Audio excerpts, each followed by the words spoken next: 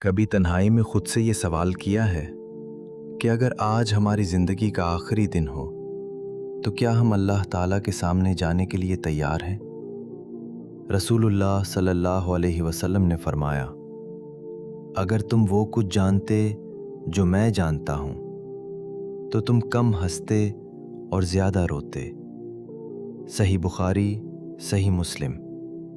یہ حدیث ہمیں آخرت کی حقیقت اور اللہ تعالیٰ کے خوف کی یاد دلاتی ہے۔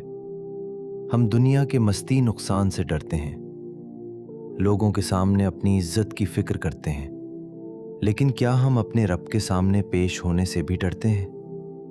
خوف خدا کا مطلب یہ نہیں کہ انسان اللہ کی رحمت سے مایوس ہو جائے، بلکہ یہ ہے کہ انسان گناہ سے بچے، توبہ کرے اور ہر وقت اللہ کی رضا حاصل کرنے کی کوشش کرے۔